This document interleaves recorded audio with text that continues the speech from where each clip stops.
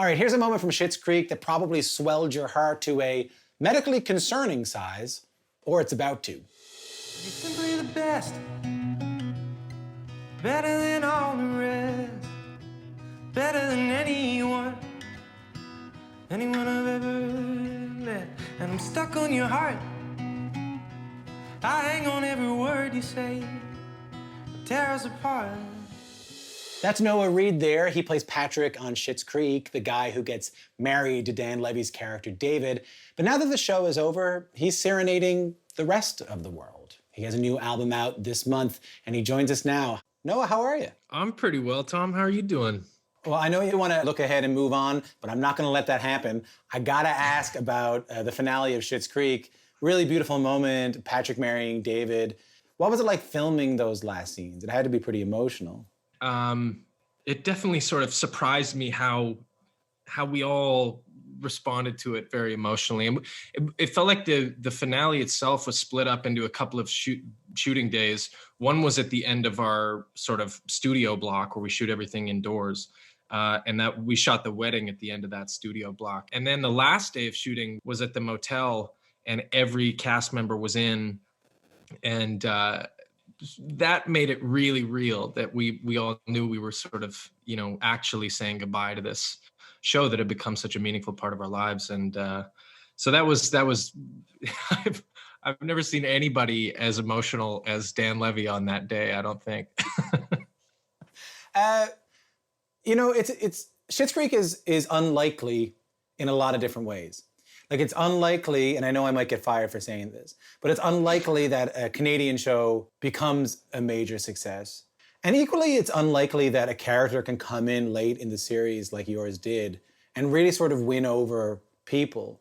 And I think that it's also unlikely that a moment can arrive the way it did. Like when you sang your cover of Simply the Best, the Tina Turner song. You're simply the best. It wasn't just like a moment for the show, but it became sort of a moment for television. When did you know that had become such a big moment, and why do you think it was? I don't know. I did have the sense on the day that something special was happening.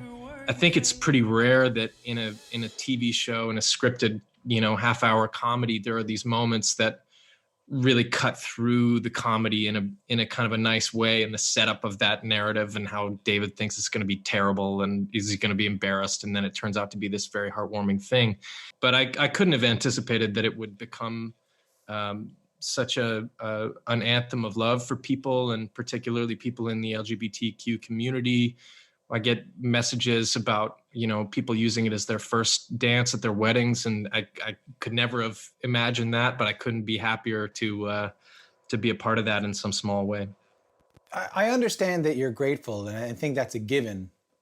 Is it ever a challenge, as I know you as a musician, is it ever a challenge when people would come to your concerts and people would hear your music and sort of expect maybe something from Schitt's Creek, or maybe know you from that more than others, other than the songs you write? If they're coming because they know me from the show, then I have an opportunity to introduce them to another side of myself. I on my first time out tour, I had been playing Simply the Best as an encore. So I make them listen to all my music before I'll play the song that they likely know and have come for. But I hope that people, when they come to the show, they're like, oh, cool. And this is different, but it's related, but it's, there's something else for them to engage with.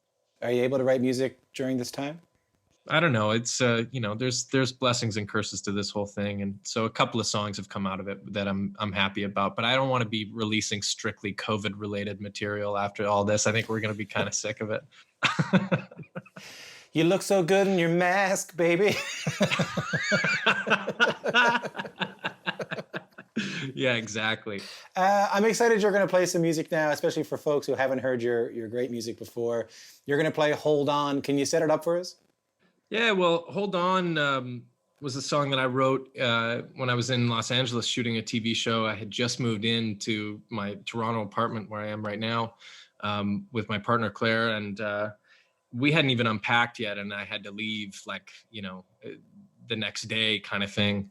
And so it was written sort of in isolation, and when this whole pandemic happened, I thought, well, actually, there's some similarities of, the feeling of uncertainty and that the notion of just trying to hold on and hang in there until it feels better, and it feels different, and inevitably it will. Noah, nice to talk to you. Take care. Thanks very much, Tom. This is Noah Reid performing Hold On.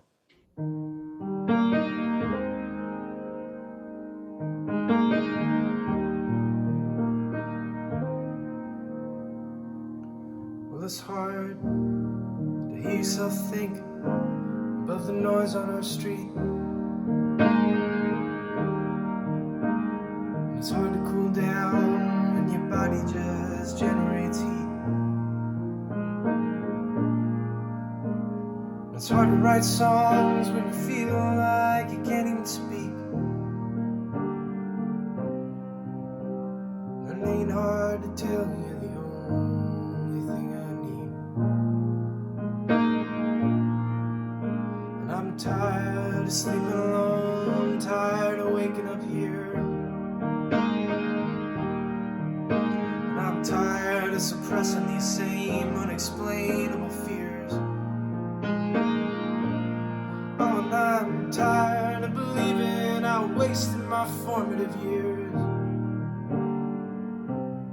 But with a hand on your side of the bed, I remember the words that you said. And honey, it ain't hard to tell whose voice is in my head. Just telling me to hold on. Hold on. And you'll see that we can be so strong, so long, if you just keep holding on.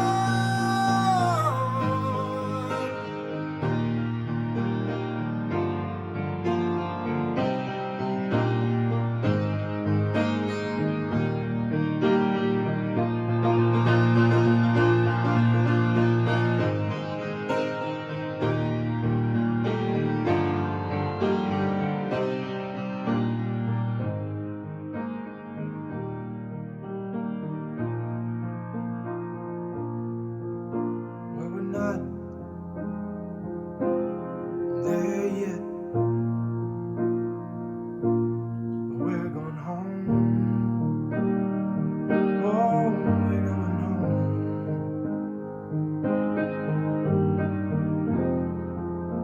But we're not there yet,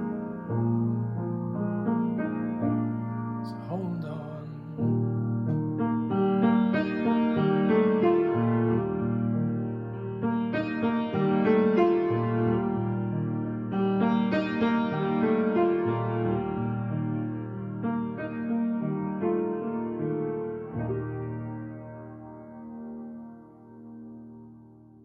Thanks so much to Noah Reid. He's a handsome fella. He can write a song, and judging by that, he can take care of a couple of plants too.